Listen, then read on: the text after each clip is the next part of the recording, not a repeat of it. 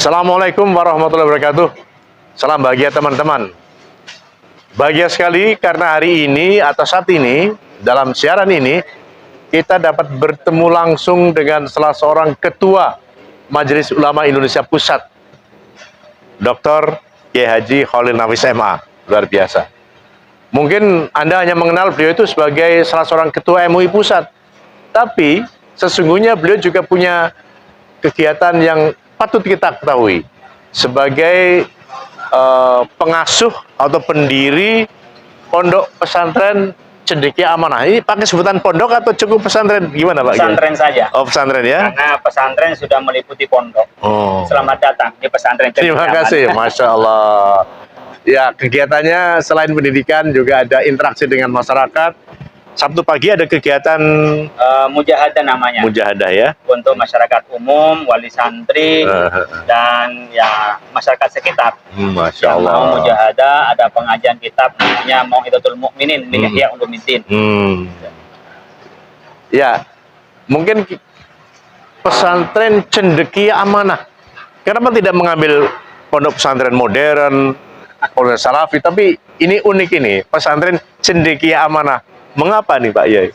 Ya, kita nyebut cendekia karena ingin melatih orang-orang pintar. Jadi yang maksud sini menjadi cendekiawan, cendekiawan.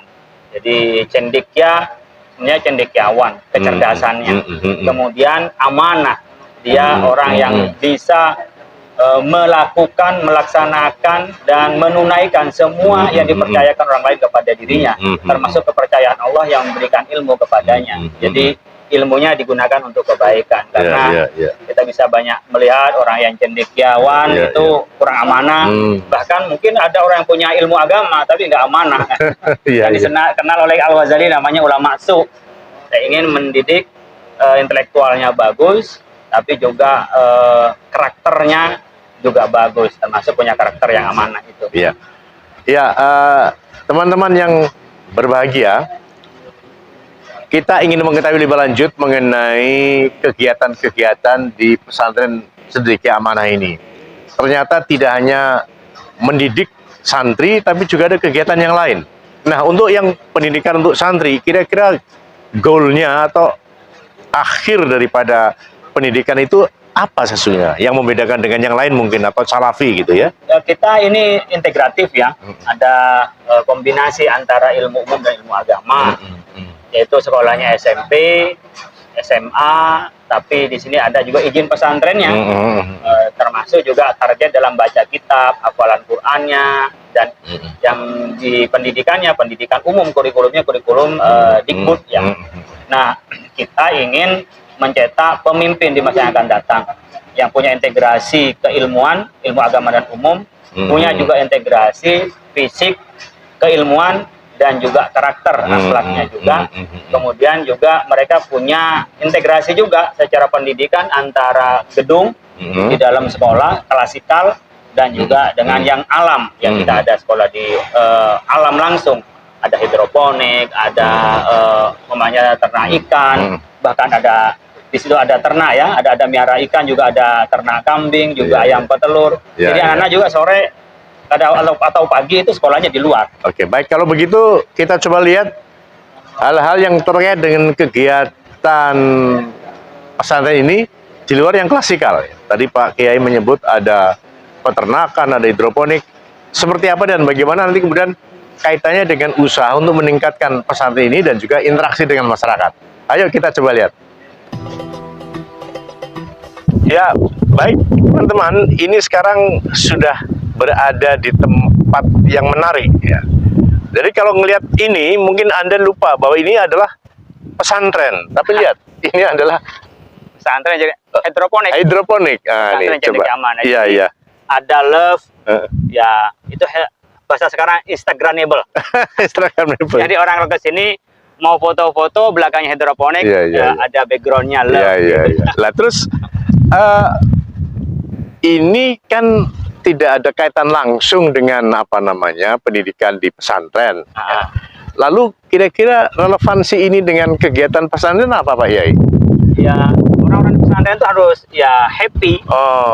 Jadi nggak kalau mau mereka juga mau foto-foto, kan mungkin tamu yang datang orang tuanya itu bisa ke sini. Jadi di pesantren itu terhibur lah. Oh. Jangan dianggap penjara suci ya.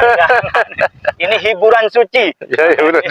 Lah ini ada tanaman-tanaman Ya, ini sayur ini. bawang, timun. Jadi untuk kita kepentingan sendiri, bahkan itu ada nak-nak itu yang senang campurannya teh Arab itu. Oh ini ya? Kita tanam sendiri itu. Coba kita lihat. Ini kan nanti ada jamblang ini jamblang. Ini jambu air kita. Ini ya. Ini dijual juga ke pasar?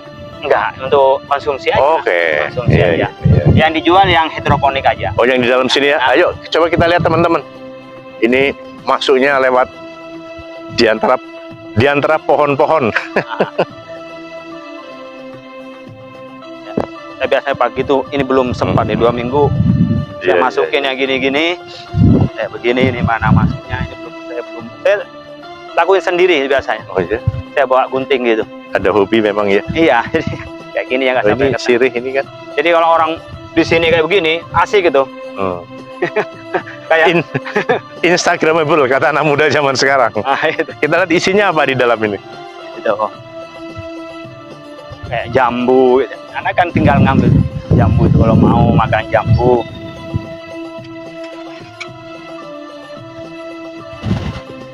Harus dicopot ini sandalnya. Enggak apa-apa, pakai sepatu sampai.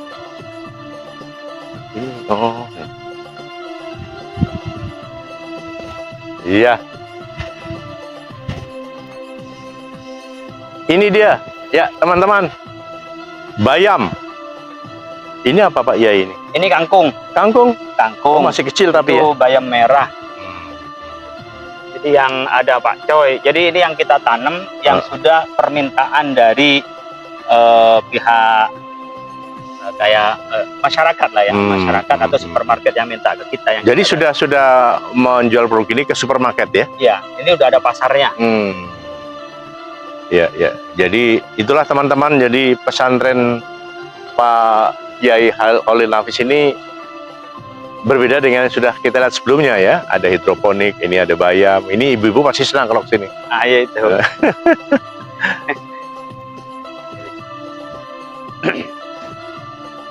Ya benar hidroponik. Ini baru, ini model baru kan, hidroponik kan baru. Ya, ini kan ada Coy. Dan nanti itu udah mulai bisa dipanen.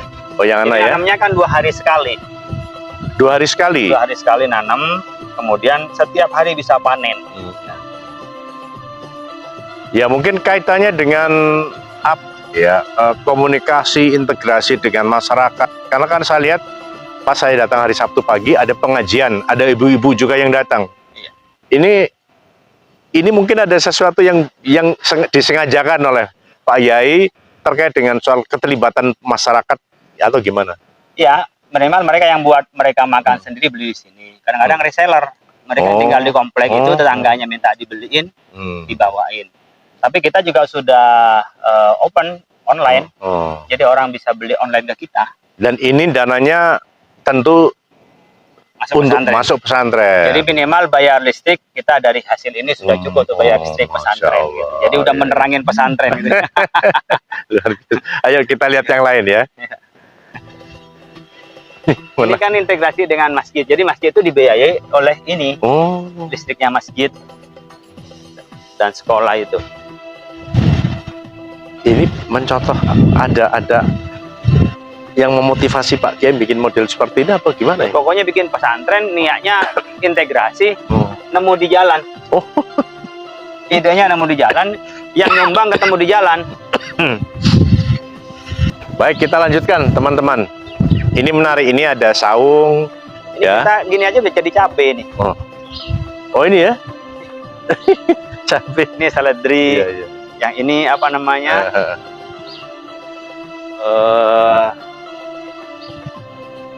Tanaman-tanaman kebutuhan kita. Ah, ini Ini ikan yang Iya. jadi ini tempat makannya santri, dia bisa sambil ngeliat ikan. ya, jadi teman-teman ini ada kolam ikan ini. Ini tempat makan santri, ada kolam ikan. Apa ini juga termasuk seperti yang tadi sayuran? Ini hanya untuk dimakan sendiri, tidak sampai dijual keluar.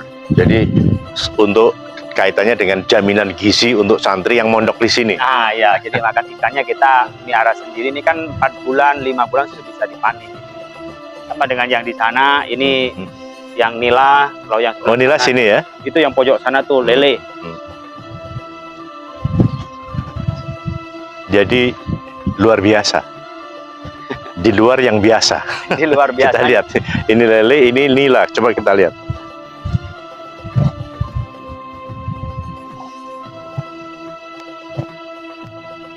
Ini peternakan ikan nila.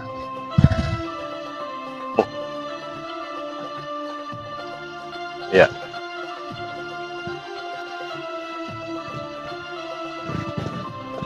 Coba.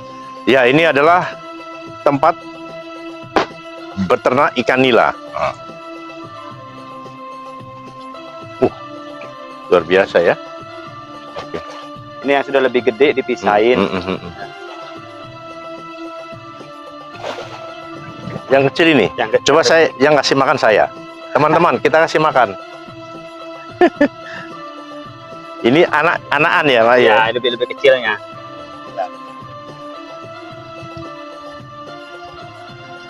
Iya. Ini juga untuk menunjang kehidupan pesantren kita ya, Pak ya? Ya, jadi ini yang nggak dijual keluar. Oh. Hanya untuk konsumsi santri. Luar biasa ya. Ini benar luar biasa. Di luar yang biasa saya lihat minimal. Oke, Yang, baik. yang lebih kecil lagi. Ini lebih di kecil sini. lagi. Lebih kecil lagi di sini. Bisa dikasih makan ya? Bisa, oke. Oke, saya kasih makan lagi nih. Ini lebih kecil.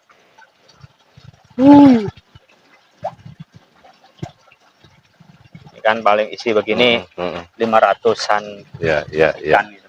Jadi kan mereka bisa 4 bulan.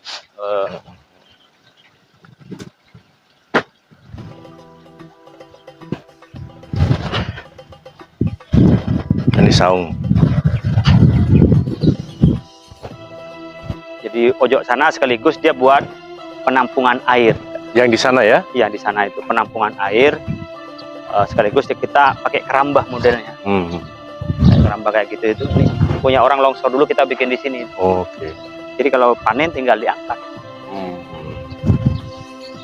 Tapi kaitannya dengan pendidikan para santri itu lingkungan yang terintegrasi seperti ini sesungguhnya apa Pak Yai kalau kita lihat dari Ya kita kan lebih senang alam. Gitu. Anak-anak itu kita ajak cinta alam. Kadang-kadang anak-anak sekarang udah libur senang di kota, kemudian mereka dengan semuanya serba sempit. Padahal kita butuh alam yang sehat kan. Kesempatan oksigen yang sehat juga. Iya. Waduh, ada burung nih, melihara burung. Ini kan banyak burung yang datang karena ada burung dan banyak pohon. Ini kita sudah ramah dengan lingkungan.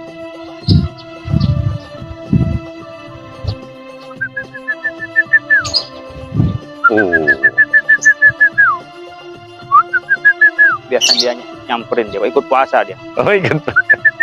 Itu kan burung nuri. Dia datang sama orang. Iya. Oh datang deh.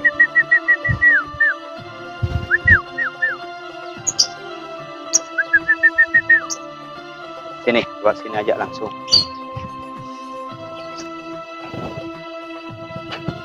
Nah, kalau bicara tentang olahraga, ini ada metode apa namanya untuk refleksi. Nah, ini coba, ini dibuat seperti ini ya. Nah, jadi santri bisa bagi-bagi olahraga ini. Harus Masuk kiainya. Harus dicopot sepatunya.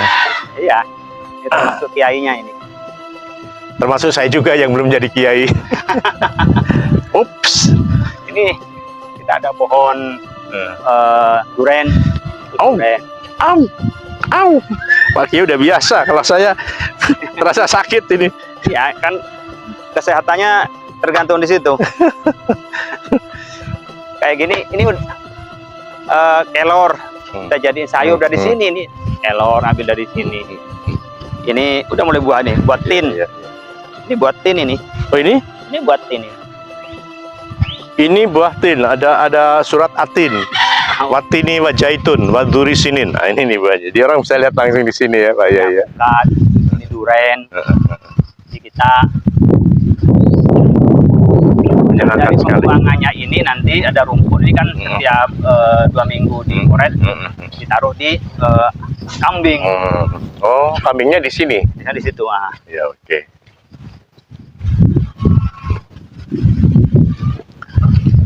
Ini belajar. Ini seharian ini nggak panas di sini. Sama sekali nggak panas. Ya, ya. Kalau ada yang namanya ada serak, ini sirih merah. Jadi obatnya di sini. Ini teh hijau kayak begini. Jadi pinggir-pinggir ini kita tanamin pohon biar, nah kita bisa di sini. Oke. Ini seharian nggak ada panasnya. Ya. Baik, teman-teman, setelah jalan-jalan istirahat sebentar. Ya Pak Yai, ini ada tempat istirahat juga. Apakah ini juga dipakai untuk fasilitas belajar? Itu ada papannya, jadi seperti belajar sore, belajar kitab, bahkan mereka bisa interaksi di sini. Kan cukup untuk olahraga. Ya. Baik, kalaupun demikian Pak Yai, jadi apa yang dapat dikatakan sebagai pembeda output atau keluaran proses pendidikan di sini dengan yang lainnya? Pertama, kalau dia mau nerusin sekolah, kita fasilitasi. Target kita itu perguruan tinggi negeri bergengsi, gitu ya. Makanya mau ke UIN, ke UGM, ke UI, kita mau nembus itu. Kemudian mau keluar negeri, kita pun juga kepengen begitu. Ketika teman-teman umumnya bahasa Inggrisnya bagus, orientasinya umum, kita sekolahkan umumnya ke Oxford. Kemana? Ke Oxford. Luar biasa. Kita bisa ke umumnya ke ENU, Australian National University, bisa ke Singapura. Dan sudah ada itu ya? Ya, kita kan masih pendidik. Ini baru keluaran pertama. Jadi memang targetnya ke sana. Kalau mau agama nanti bisa ke Mesir, Al-Azhar, bisa ke Damaskus, semuanya di Syria, bisa di Maroko, ke Al-Khamis di sana. Jadi kita memang target ini untuk pemimpin berwawasan global, memang untuk pemimpin di masa yang akan datang, dan ingin ya menjadi manusia seutuhnya, yang integratif lah, nggak split ya, nggak dikotomis, umum agama, fisik, kita menjadi integratif. Jadi anak-anak sejari muda itu sudah dikenalkan alam, misalnya bersama dikenalkan keilmuan. Baik di dalamnya, termasuk ekstrakurikulernya juga begitu. Berarti sarana pendidikannya juga menyesuaikan dengan kebutuhan. Iya. Kalau nanti ngelihat perpustakaan, insya Allah perpustakaan ini yang terbaik. Kalau pesantren-pesantren se-Jabodetabek saya berani beradu lah ya. Perpustakaannya kita punya lab bahasa, kita juga punya badai latihan, kita juga punya studio. Studio Studio untuk anak-anak podcast. Untuk anak-anak podcast kita ada studionya. Sebelah sana itu ada studionya. Jadi yang modern ada, yang tradisional alam kayak gini. Ayo kita lihat ke kandang kambing. Oh iya, ayo kita lihat, lanjutkan ya ke kandang kambing sekarang ini. Tahun pun kita angsa pun kita fasilitasi. Dia ikut bertasbih nih. Kan setiap yang ada. Tapi memang kalau pisang terbaik di sini. Oh ya? Sampai gundut bang kayak gitu, sampai gundut bang kalau pisang. Ya baik teman-teman. Sekarang kita masuk ke kandang kambing, ya. Ayam dan ayam kita betul. Lihat ya, sama Pak Yai ini. Yuk. Nah tadi itu yang punya bapak tuh ini dari sana itu, dari yang putih itu sampai ujung sana 600 lagi ditawarin. Oh, iyalah. Nah itu kambingnya. Oke, kita masuk kandang ayam sebentar ya. Ini kandang ayamnya nih.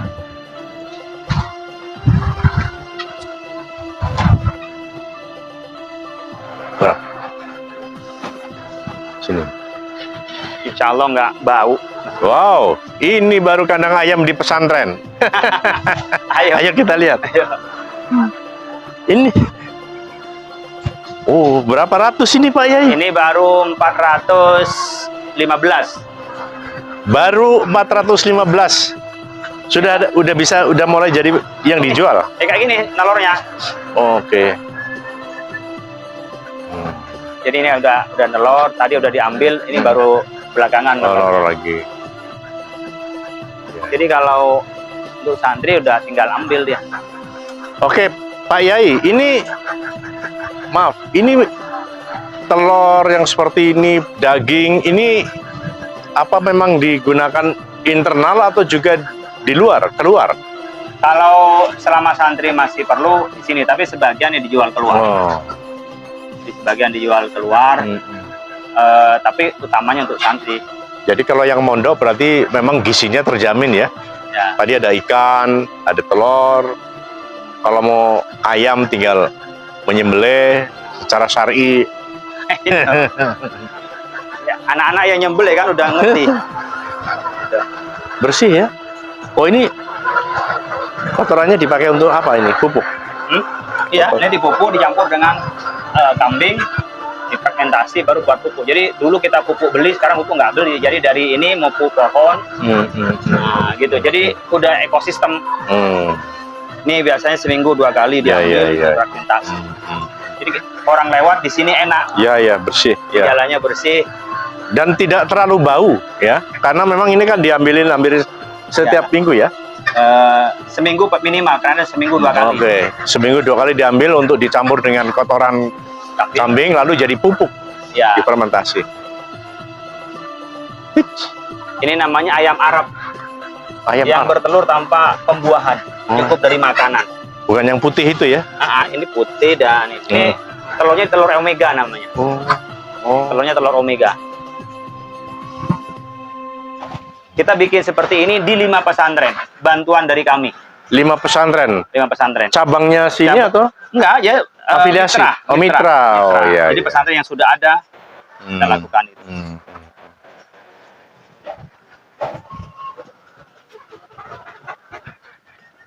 Oke, kita lanjutkan. Sekarang mau lihat kambing.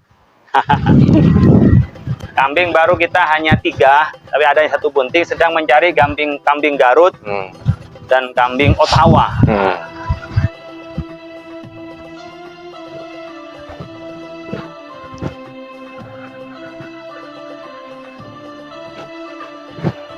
Di dalamnya tuh bisa diisi ayam. Oke, terpadu berarti ya. Atasnya kita kasih kambing. Jadi kalau nanti untuk Idul Adha udah nggak perlu beli lagi nih, karena udah ada ini ya. Ini kita sedang mau isi, memang untuk Idul Adha. Jadi belinya murah, pas dipotong udah gede. Jadi belinya 1 juta.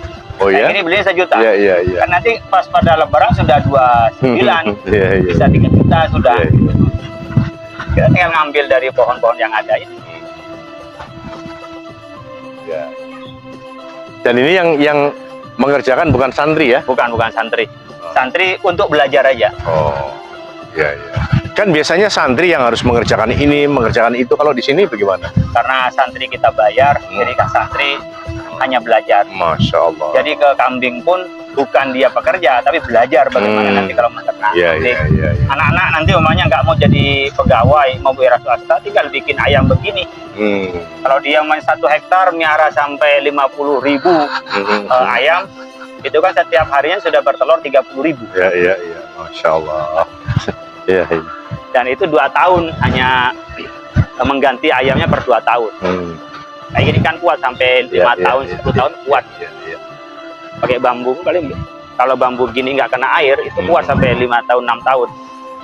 Iya.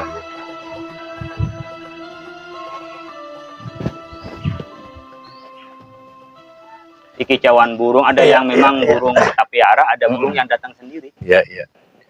Baik, jadi teman-teman kita sudah melihat beberapa sudut daripada pondok pesantren Cendekia ini, dan akhirnya saya ingin bertanya kepada Pak Yai. Ini kan lazimnya pesantren atau sejenis itu kan agak eksklusif ya, artinya menyendiri lah. Pesantren Cendekia ini letaknya di dalam kota. Lalu interaksi dengan masyarakat seperti apa?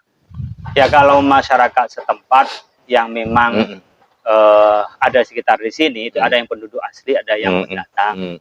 Kami ajak interaksi melalui pengajian. Kemudian kami menyerap tenaga kerja pun juga dari sekitar sini dengan Hmm. kualifikasi yang kita perlukan, Ya, ya, ya. banyak guru atau bahkan di bagian kepala keamanannya orang sini. Nah, kebersihan pun juga orang sekitar sini. Jadi menyerap tenaga kerja sekitar pesantren. Ya, kalau nggak keliru ada sebutan santri kota.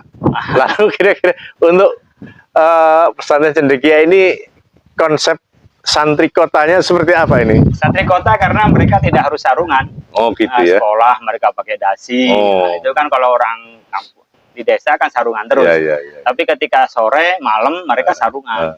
Kalau khusus malam Jumat mereka pakai gamis. Ya, ya. Jadi mereka diadaptasikan pakaian tidak monoton. Jadi orang kota itu kan pakaian sebagai sarana komunikasi kan.